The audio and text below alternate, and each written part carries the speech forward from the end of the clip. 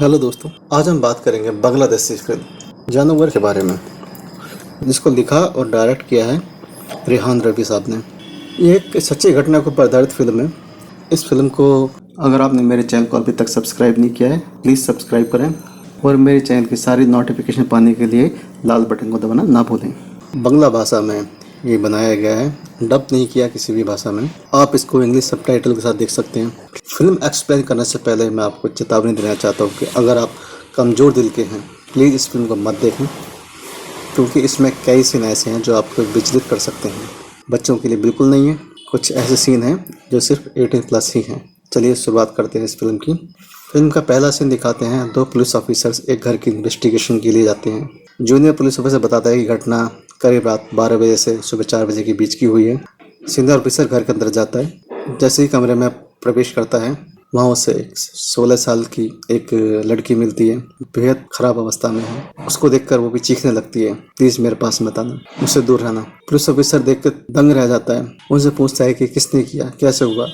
वो कुछ नहीं बताते, सिर्फ ये चीखते रहते हैं कि मेरे पास मत आओ, मेरे पास मत आना, हमने कुछ नहीं किया, मुझे माफ़ कर। पुलिस ऑफिसर दूसरे रूम में जाता है। वहाँ पर उसे छोटी बच्ची मिलती है, जिसकी उम्र करीब 10 साल है। वो पुलिस इंस्पेक्टर को देखते चिल्लाने लगती है, चीखने लगती है और कहती है कि मेरे पास मत आओ, मुझसे दूर रहना। उसकी हालत बेहद ख़राब है, घायल अवस्था में है। इंस्पेक्टर तीसरे रूम में जाता है।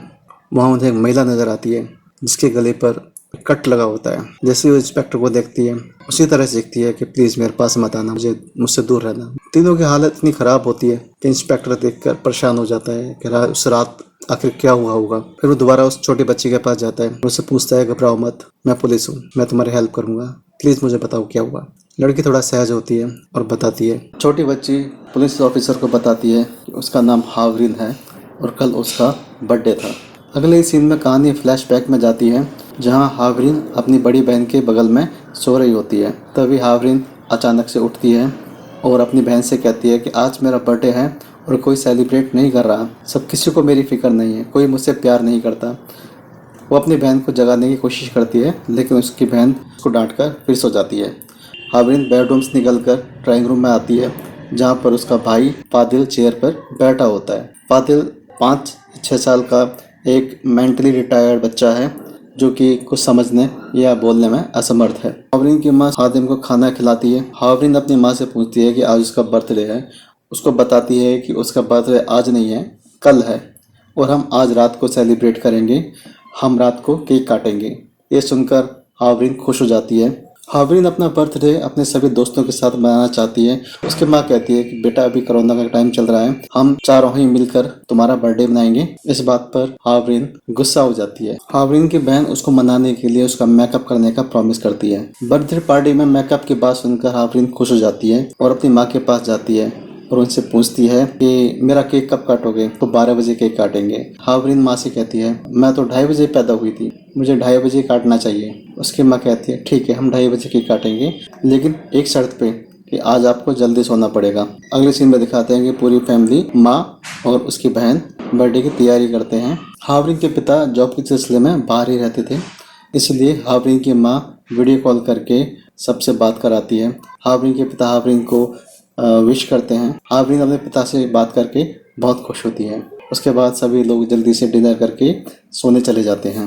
हावरीन अपने बर्थडे को लेकर इतनी एक्साइटेड होती है कि उसे नींद ही नहीं आ रही और अपने बर्थडे के बारे में सोच सोच कर खुश होती रहती है और इसी एक्साइटमेंट में वहीं सोफे पर सो जाती है।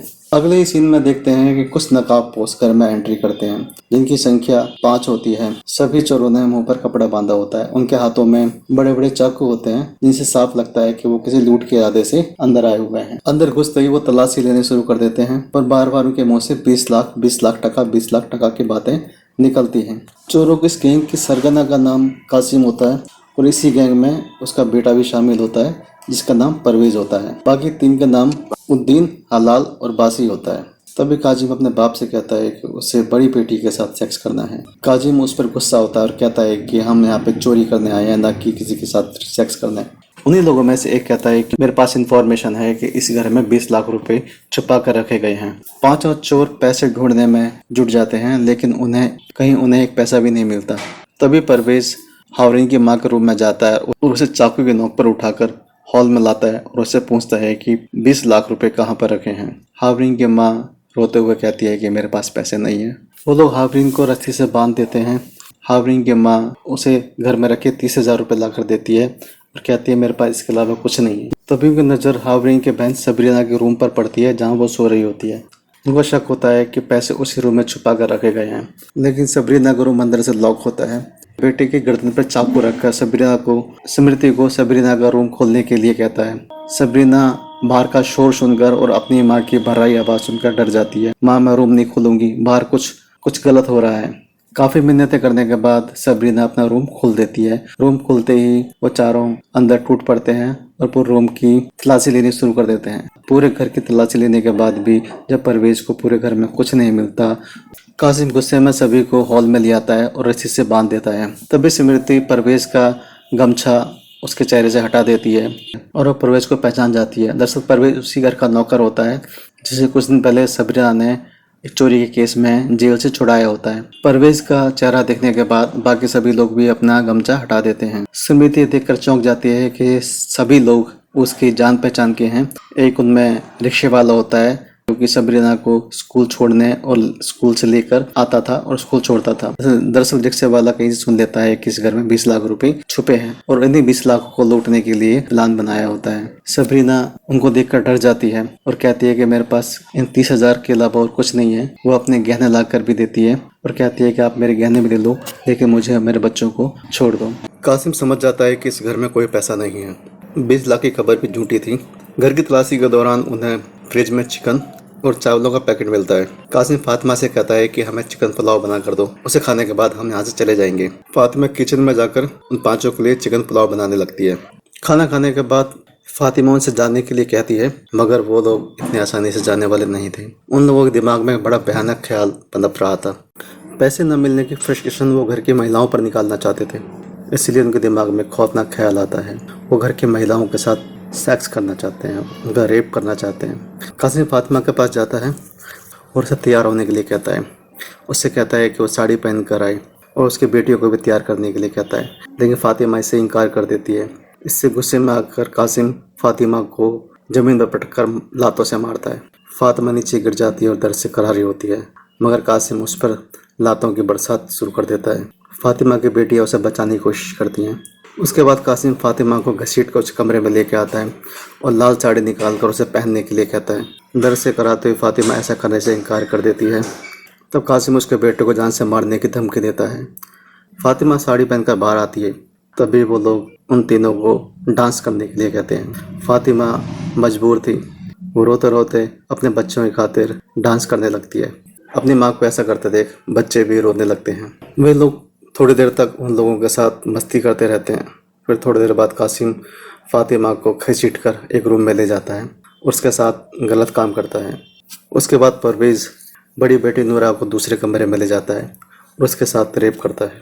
करीम और परवेज को सेक्स करता देख रिक्शे वाले को भी सेक्स करने की इच्छा जाग जाती है और वो छोटी बच्ची हाफरीन को भी उठा लेता है और उसके साथ रेप करता है। उसके बाद सीन प्रेजेंट में आता है, जहाँ पर जूनियर पुलिस ऑफिसर अपने सीनियर को कहता है कि यहाँ पर 4 लोगों की खबर मिली है, जिनमें से 3 हमें मिल चुके हैं, चौथा अभी मिसिंग है। तभी सीनियर ऑफिसर बाथरूम के दरवाजे की तरफ देखता है।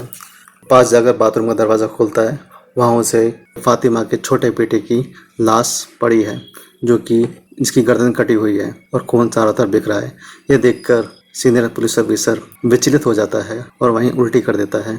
उसके बाद हमें विजुअल दिखाया जाता है कि दरअसल उस घर में एक माँ और उसके 2 बेटियों की लाश पड़ी होती है, जिसकी गर्दन कटी होती है। दरअसल असलियत में जब पुलिस इंस्पेक्टर अंदर इन्वेस्टिगेशन के लिए घर के अंदर आता है, तब उन्हें वो 3 लाशें ही नज़र आती हैं।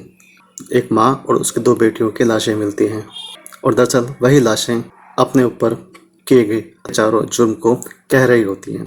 ये सब पुलिस इंस्पेक्टर का विजुअलाइजेशन होता है, जो ये महसूस करता है कि उनके साथ कितनी ब्रूटल तरीके से रेप किया गया है, उनकी हत्या की गई है। जब माँ फातिमा और उनकी 2 बेटियों की लाशें दोबारा देखता है तो इतना विचलित हो जाता है कि वो अपने घर फ़ोन करता है, उसे कहता है कि जल्दी से घर चली जाएं, मैं जल्दी घर आ रहा हूँ। और इसी तरह इंस्पेक्टर विजुअलाइज करता है कि किस तरह 5 लोग माँ बेटियों के साथ बारी बारी से रेप करते हैं। उन तीनों का रेप करने के बाद उन लोगों को थोड़ा एहसास होता है कि हमसे गलती हो गई है, हमें उनका रेप नहीं करना चाहिए, हमने एक बहुत बड़ा कांड कर दिया है। कासिम उनको कहता है कि अब हमारे पास पैसे भी नहीं हैं, अगर हमारे पास 20 लाख रुपए होते तो हम इस कंट्री को छोड़कर जा सकते थे, लेकिन अभी हमारे पास दूसरा कोई चारा नहीं है, हमें इन लोगों को मारना होगा। अगर हमने इन्हें ख़त्म नहीं किया तो कल सुबह तक ये पुलिस को सब बता देंगी और हम लोग जेल में होंगे। हमारे बचने का सिर्फ ये एक तरीका है। लेकिन उनमें ज़्यादातर लोग मर्डर के खिलाफ होते हैं। वो कासिम से बोलते हैं कि हम यहाँ सिर्फ पैसे लेने आए थे, किसी का मर्डर या रेप करने नहीं, लेकिन जो हो गया है अब हमें यहाँ से निकलना चाहिए। लेकिन कासिम उन लोगों पर दबाव डालता है, अगर हमने इनका मर्डर नहीं किया कल सुबह हम सभी लोग जेल में होंगे। उन्हीं में से एक फ़ातिमा का मर्डर करने के लिए तैयार हो जाता है। उसके बाद वो फ़ातिमा के रूम में जाता है, एक फ़ातिमा के पैर पकड़ता है और दूसरा परवेज़ फ़ातिमा की गर्दन पर चाकू से हमला कर देता है और बड़ी बेरहमी से उसका कत्ल कर देता है। उसके बाद वो एक एक करके फ़ातिमा की बड़ी बेटी और उस छोटी बेटी का भी गला काटकर हत्या कर देते हैं। वो इस हत्या को इतनी बेदर्दी से अंजाम देते हैं, खुद भी विचलित हो जाते हैं। फिर वो कहते हैं कि अब हमारा काम हो गया है। फिर कासिम उनसे कहता है कि अभी एक बच्चा और है, हमें उसको भी ख़त्म करना है। उसके बाद सुनकर कासिम के चारों साथी इस बात से इनकार कर देते हैं कि वो एक छोटा बच्चा है जो अपाहिज है, वो ना बोल सकता है ना सुन सकता है, वो हमारे लिए खतरा नहीं है, उसको बख्श दो। इस पर कासिम कहता है कि वो बोल नहीं सकता लेकिन वो देख सकता है, वो हमें पहचान सकता है, इसलिए उसका कत्ल ज़रूरी है। लेकिन उस छोटे बच्चे का कत्ल करने के लिए चारों में से कोई तैयार नहीं होता। तब कासिम खुद अपने हाथ में खंजर लेकर उस बच्चे की गर्दन काट देता है और बाहर निकलकर उन सभी से कहता है कि जल्दी से यहाँ का खून साफ करो, हमें यहाँ से निकलना है। और उसके बाद फातिमा की जो रियल पिक्चर है, रियल फोटो दिखाया जाता है, जिसमें उन चारों सदस्यों को दिखाया जाता है, जिसमें फातिमा, हावरीन, उसकी बड़ी बहन और उसका छोटा भाई, उन सबको दिखाया जाता है जिनका उन कातिलों ने बड़ी बेरहमी से कत्ल किया होता है। और अगली स्लाइड में उन चारों हत्यारों को दिखाया जाता है जिन्होंने बड़ी बेरहमी से इस रेप और हत्याओं का अंजाम दिया होता है।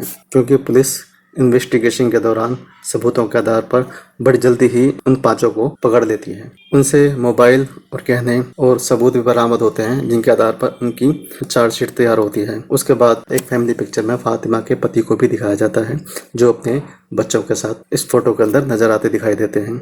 और इस तरह इस पिक्चर का दुखांत होता है। आपको ये वीडियो कैसा लगा कमेंट बॉक्स में ज़रूर लिखिएगा। चलिए मिलते हैं अगले नए वीडियो में, तब तक के लिए गुड बाय।